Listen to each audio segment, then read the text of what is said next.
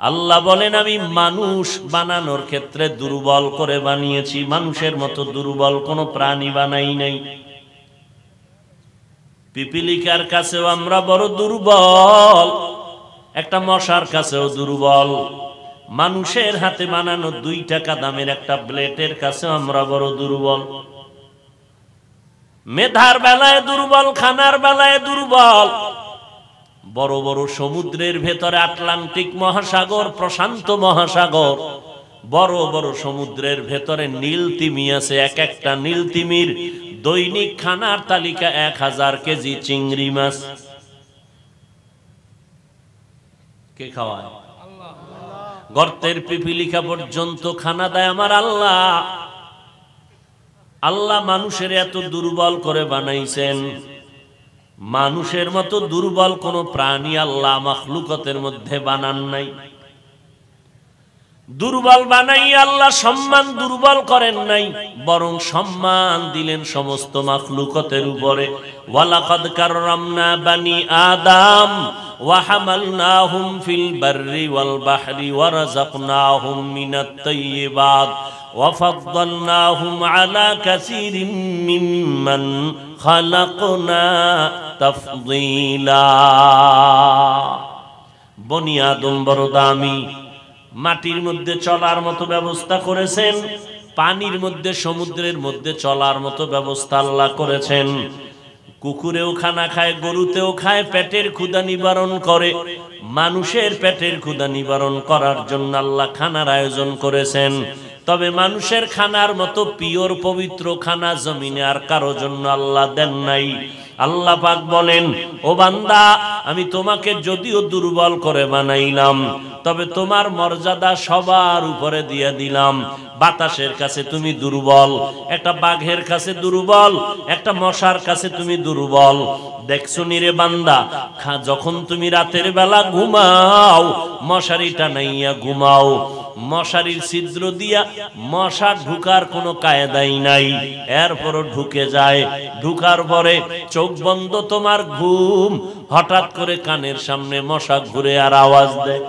মশারির ছিদ্র থেকে কানের ছিদ্র অনেক বড়, নাকের ছিদ্র বড়, ভেতরে যদি একটা মশা ঢুকিয়েই যায়, তোমার সারা রাতের ঘুম নষ্ট হয়ে গেল। মশারির ছোট ছিদ্র দিয়া মশা ঢুকলো, তোমার কানের বড় ছিদ্র দিয়া কেন ঢুকে না? কে পাহারা দেয়? ওখানে কি কেউ আছে নাকি তোমার নিষেধ করে? তোমার মা, তোমার বাবা? কয় কেউ নাই। আমার আল্লাহ এত দয়ার মালিক, আদার বানায় দিয়া কয়, ও ফেরেশতা, আমার বান্দার বড় সম্মান, তোদের থেকে আমার মানুষ আদম সন্তানের বড় দাম। মশায় বান্দারে যেন ডিস্টার্ব না করে, ওই বান্দার পার্শ্বে বসে পাহারা দাও। আমার বান্দা আরামে ঘুমাবে, আবার উঠিয়া ফজরের নামাজ আদায় করবে। অতি গভীর হয় রজনী যখন, নীরবে প্রভুর নাম জপিও তখন। প্রভুর করুণা যদি পাইবারে চাও, গভীর রাতে উঠে প্রভুর গুণগান গাও। আল্লাহ এত সম্মান আমাদের দান করেছেন, ফেরেশতাদের এত সম্মান নাই। মাটির সৃষ্টি মানুষের এত সম্মান, আগুনের সৃষ্টি ইবলিস শয়তান জিনেরও এত সম্মান নাই। মাটির সৃষ্টি মানুষের এত সম্মান। আল্লাহ কয়, সম্মান বজায় রাখা যদি চলতে চাও, একা একা পারবা না, কারণ তুমি মেধার দিক থেকেও দুর্বল। মনে মনে ভাবতেছো তুমি বড় ইঞ্জিনিয়ার, তোমার মেধা ভালো। আল্লাহ কয়, নজর করে দেখ, তোমার থেকে আরো মেধা ভালো আমি আল্লাহ নিখুঁত মেধা দিয়া ভিন্ন মাখলুক বানাইছি। ইঞ্জিনিয়ার তুমি বিল্ডিং বানাইছো, ভুল আছে। তুমি রোড ম্যাপ করেছো, রোডের মধ্যে ভুল আছে, আঁকা বাঁকা। কিন্তু তাকায় দেখো, মৌমাছির এমন ইঞ্জিনিয়ার করে আমি বানাইছি। তাকায় দেখ, মৌমাছি এত সুন্দর বাসা বানাইয়া একটা গাছের ডালের সাথে ঝুলে থাকে। ওদের সুন্দর 20 কেজি, 30 কেজি, 40 কেজি মধু এক একটা বাসায়। মধুর বোতলের মুখগুলো খোলা, নিচের দিকে এক ফোঁটা মধু কখনো জমিনে পড়ে না। ওদের থাকার রুম, বেডরুম আলাদা, ড্রয়িং রুম আলাদা, ডাইনিং আলাদা, বাথরুম আলাদা। রুমগুলো এত সুন্দর করে লাইন করে সাজানো, একটা আঁকা বাঁকা নাই। ও বান্দা নজর করে দেখো, আমি আল্লাহকে কেমন নিখুঁত ভাবে আমি আল্লাহ মেধা দিলাম, জ্ঞান দিলাম। সেই তুলনায় তোমার থেকে ওই মৌমাছি তোমার থেকে আরো আগানো। তোমার মেধার মধ্যে ভুল আছে, চোখের চাহনিতে ভুল, তোমার কথার মধ্যে ভুল, তোমার মেধার সিদ্ধান্তের মধ্যে ভুল। আমি আল্লাহ তোমাকে দুর্বল করে বানাইলাম। দুনিয়ার লাইনেও তুমি দুর্বল, আখিরাতের লাইনেও তুমি দুর্বল। হয়তো বান্দা কোরআন পড়তে পারো না, পারলেও কোরআনের অর্থ পড়তে পারো না। কোরআনের অর্থ জানো, কোরআনের ব্যাখ্যা জানো না, তুমি ব্যাখ্যাওয়ালার কাছে বড় দুর্বল। ব্যাখ্যা জানলেও বান্দা কোরআনের মাসআলা মাসাইল বিধান সম্পর্কে তোমার অভিজ্ঞতা নাই, তুমি একজন মুফতি সাহেবের কাছে বড় দুর্বল। আল্লাহ এইভাবে এক একজনকে দুর্বলতা দিয়া বানাইয়া আল্লাহ সম্মান উপরে দিছেন, কিন্তু দুর্বল বানায় আল্লাহ বুঝাইতে চায় নিজেরে কখনো বড় মনে করিস না। বড় মনে করার একমাত্র ক্ষমতা আল্লাহর। আল্লাহু বলেন, আল্লাহু আকবার। তিনি হলেন সব থেকে বড়, যার উপরে আর বড় কেউ। কিন্তু ফেরাউন কয় না আমি বড়, আনা রাব্বুকুমুল আ'লা, আমি শুধু খোদা না, সব থেকে বড় খোদা। সেই সময়ের ফেরাউন পরাশক্তি, চোখের দিকে চোখ তুলে কথা বলার শক্তি তখন কারো ছিল না। না টাকার অভাব, না চেহারার অভাব, না সম্পদের অভাব, না সম্মানের অভাব। এরপরও ফেরাউনের নাম কেউ রাখছে বড় বরকতের জন্য? কোন বেঈমানের ঘরে ফেরাউন নামের কোন সন্তান আছে? নাই। ফেরাউন ঘৃণিত, মাটি পছন্দ করে না, কবর নাই, মশা মাছি পড়ে না। আজ ফেরাউনের লাশ কই? কোথায়? মানুষ সাদ্দাম নাম রাখে কেন? বীর মুজাহিদ, বরকতের জন্য। তো ফেরাউন নামটাও তো রাখা দরকার, সেও তো এক পরাশক্তি। ওই সময়ের সম্মান, প্রতিপত্তি, টাকা পয়সা সব ছিল, কোনোটার অভাব ছিল না। কিন্তু ফেরাউনের নাম শুনলেই সবাই ঘৃণা করে। তাহলে ওই টাকা, ওই সম্মান, ওই সৌন্দর্যের লাভ কি যেটা মানুষ ঘৃণা করে? এরে আল্লাহর গোলাম, ভালো করে বুঝেন, আল্লাহ টাকা দিছেন, ওই টাকা দিয়া কি লাভ হবে যদি আপনার টাকা দ্বারা মানুষের উপকার না হয়? ওই টাকা দিয়ে লাভ কি? বড় লোক হইছেন, মানুষ যদি দোয়া না করে, খালি বড় দোয়াই করে, তো এই বড় লোক গিরি করে লাভ কি? এই বাহাদুরির লাভ কি? আল্লাহ সবাইকে হেদায়েত দান করেন। কোটি টাকার মালিক দেখো অভাব হয় না দূর, গরিব ঘুমায় আরাম করে মনটা বাহাদুর। ফেরাউনের লাশটা দেখো মিশর জাদু ঘরে, খায় না মাটি পোকা মাছি সবাই ঘৃণা করে। হৃদয়ে থাকিবে যার নম্রতা সদা, রহমত আসিবে সেথা প্রভুর ওয়াদা। বড়র বাড়াই থাকলে দিলে রহমত আসবে না, নিজেকে নিজে ছোট মনে করিও সাদা। উঁচু জমিন থেকে পানি নিচু জমিনে যায়, তেমনি খোদার রহমত আসে নম্রতার হৃদয়। ভোগ বিলাসের বাড়ি গাড়ি পরে রবে সব, থাকতে সময় স্মরণ করো আল্লাহ আমার রব। আল্লাহরে আমরা না দেখলেও এই কুতুবদিয়া দ্বীপের মানুষ যদি একটু নজর করে তো আল্লাহরে দেখতে পায়। কিন্তু গাঞ্জা খাইয়া, মদ খাইয়া, দাড়ি কামাইয়া, সুদ খাইয়া দেল নষ্ট, কলব নষ্ট, চোখ নষ্ট, কান নষ্ট, দেখবে কি? সারাদিন বিড়ি টানে। যদি এমন হয় না, কুতুবদিয়ায় বিড়ি টাননেওয়ালা কোনো আশেক নাই? কথা বলেন না কেন? সারা দুনিয়ার আলেম ওলামারা পাও ধরে বয়ান করে, নামাজ পড়েন, পর্দা করেন, হালাল খান, মা বাবার খেদমত করেন, এরপরও এত পাও ধরেও আর আশেকে রসুল হইতে পারে না। আর আপনি সুদ খাইয়া আশেকে রসুল, ঘুষ খাইয়া আশেকে রসুল, বিড়ি টানেন আশেকে রসুল, দাড়ি নাই আশেকে রসুল। এইরকম সস্তা আশেক হইতে পারলে আমাকে এত কষ্ট করার দরকার কি? একটা দলিল দেন, আমরাও দাড়ি টুপি সব ফালাইয়া প্যান্ট শার্ট টাই পরে আশেক হয়ে যাই। আমগো তো টুপি মাথায় দিতে কত মানুষ গালি দেয়, দাঁড়িয়ে রাখছি কত মানুষ বাজে কথা বলে, মাদ্রাসায় পড়ছি কত মানুষ কওমি মাদ্রাসার বিরুদ্ধে কত বাজে কথা বলে, বলে না? তো সব ছাইরা দিই। নবীর আশেক হওয়া যদি এত সহজ হয় তাহলে আমাকে এত কষ্ট করার দরকার কি? শীতের দিন আসছে, ভোর রাত্রে ফজরের সময় ঠান্ডা পানি দিয়া অজু বানাইয়া নামাজ পড়তে কত কষ্ট, এরপর তো পড়া লাগবে, কারণ গোপনে না পড়লেও তো কেউ দেখবে না, ঠিক না? ঘরের মধ্যে গেছি, এখন যদি ফজর না পইরা ঘুমায় যাই, কে দেখবে হাফিজুর রহমান নামাজ পড়লো না না পড়লো? দেখনেওয়ালা কেউ আসেনি? আছে মানি কতটা ভয় যে আমি যদি নামাজ না পড়ি, আজকে কুতুবদিয়ার মানুষ খানার দিকে তাকায় নাই, ঘুমের দিকে তাকায় নাই, মোহাব্বত এখানে আসছে। এই মোহাব্বতটা আমার আব্বা তৈরি করে নাই, আমার আম্মা করে নাই, মোহাব্বতটা তৈরি হয়েছে অন্তরের মধ্যে। অন্তর ধরাও যায় না, দেখাও যায় না, অন্তর কন্ট্রোল করেন আমার আল্লাহ। অতএব আল্লাহ মানুষের অন্তরে মোহাব্বত ঢুকায় দিছেন। আমি যদি আল্লাহকে বেজার করে চলি, আল্লাহ মানুষের অন্তর থেকে মোহাব্বতের পার্সেন্ট কমায় দিবে। ক্ষমতা কার হাতে? আল্লাহর। এই যে এতগুলো মানুষ এখানে আসছেন, যদি কোনো এমপি সাহেব, কোটিপতি যদি এইভাবে একটা সমাবেশ করতে চাইতেন, তাহলে গাড়ি দেওয়া লাগতো ফ্রি, ঠিক নি?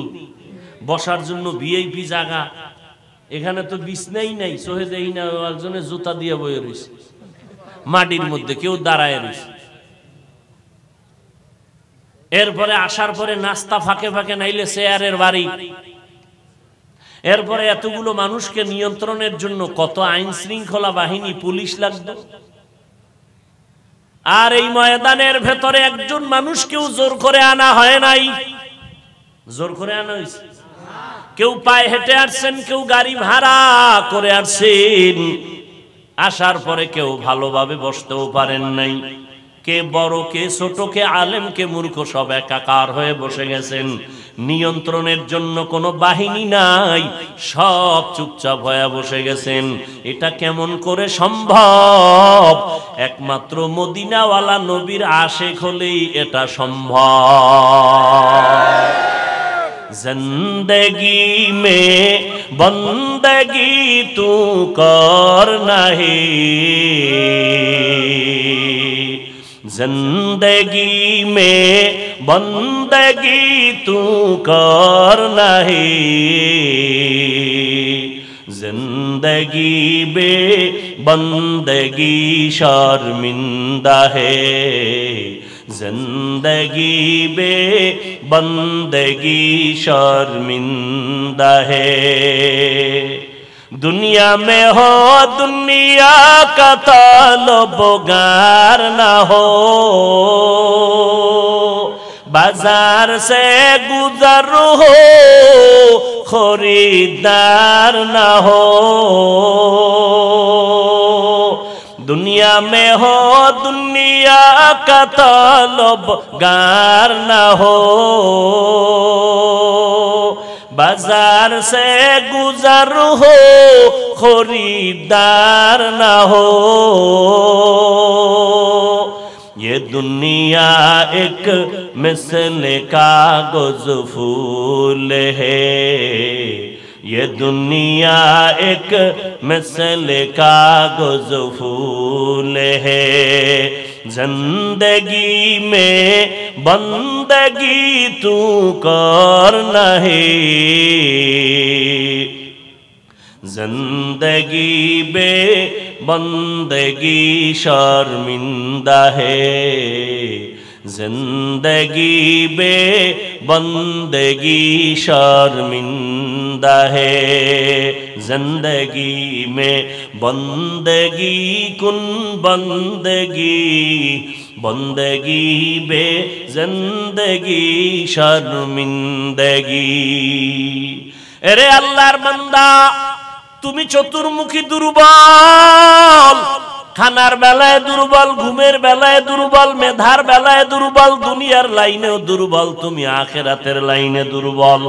এখন যদি তুমি জান্নাতের পথে চলতে চাও, একা একা চলা যাবে না, তোমার সাহায্য নিতেই হবে। সাহায্য ছাড়া চলার কোনো রাস্তা নাই। তুমি কোরআন পড়তে জানো না, নবীর সুন্নাত কোনটা বুঝো না। এখন যারা সুন্নাত জানে, কোরআন জানে, তাদের কাছে যেতেই হবে। ওলামায়ে আহলে হকের পরামর্শ ছাড়া চলার উপায় নাই, সাহায্য ছাড়া চলা যাবে না। সাহায্য তুমি কার থেকে নিবারে বাবা? এমন একজন থেকে সাহায্য নাও যার মধ্যে কোনো অভাব নাই, যার পেছনে কোনো স্বার্থ নাই। দুনিয়াতে নজর করে দেখলাম স্বার্থ ছাড়া কোনো মানুষ দুনিয়াতে নাই। আছে? অভাব ছাড়া কোনো মানুষ নাই, বরং টাকা যার যত বেশি তার অভাব তত বড়। যারা যত বড় লোক তারা অভাব তত বড়। অভাব গরিবের 100 টাকায় সমাধান হয়, বড় লোকের 1,00,000 টাকায় অভাব সমাধান হয় না। এই স্বার্থ ছাড়া, অভাব ছাড়া একজন পাইবা, তিনি আর কেউ নয়, আমার আল্লাহ। ইয়া আইয়ুহান নাস আনতুমুল ফুকারাউ ইলাল্লাহ ওয়াল্লাহু হুয়াল গনিয়্যুল হামিদ।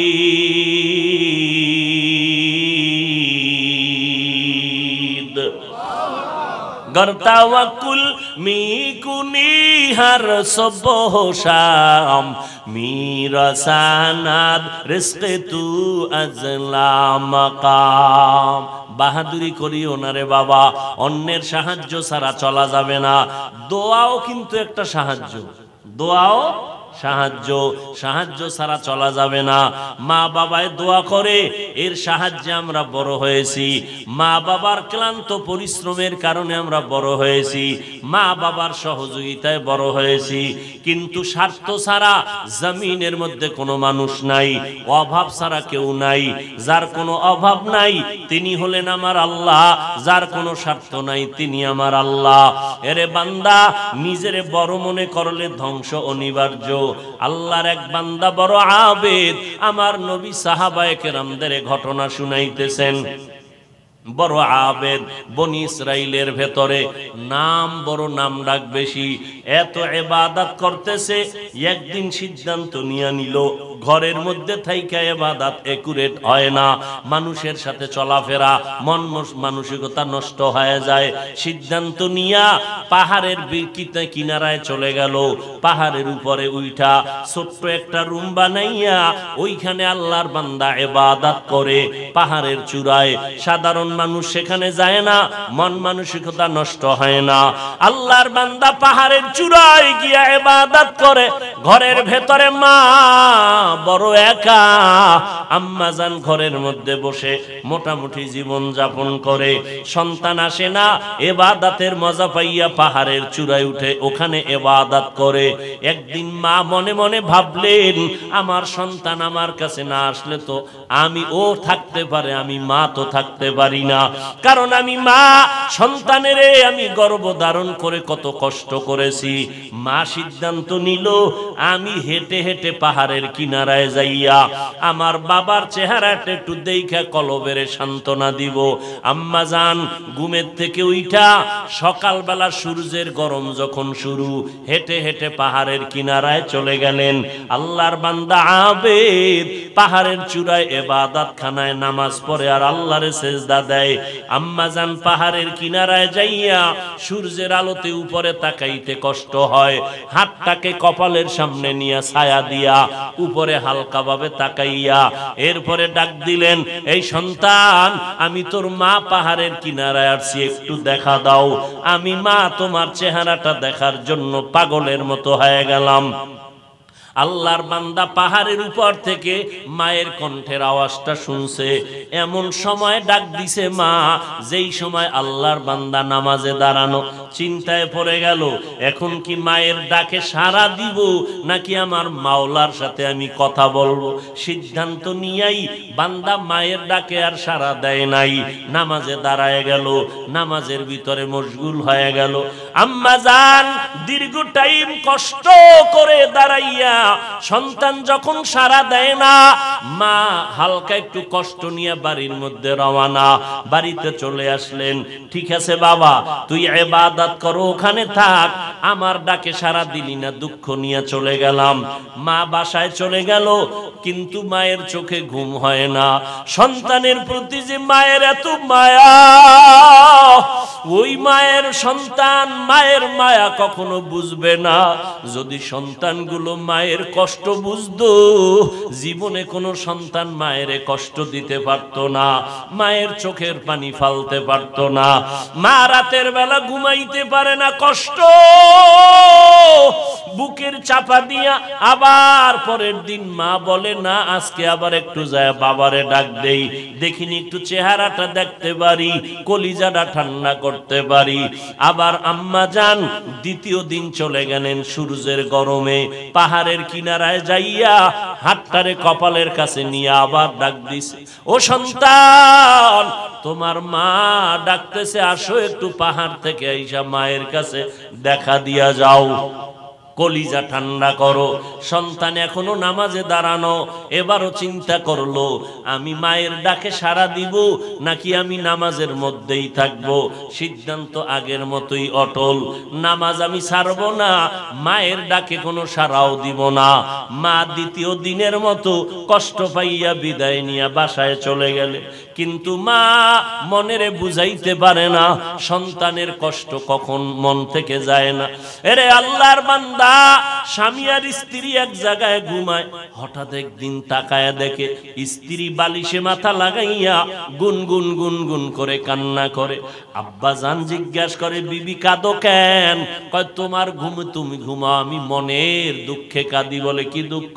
তোমার জানার দরকার নাই। মা চায় বাবায় জানো, না জানে তো বাবাও দুঃখ পাবে।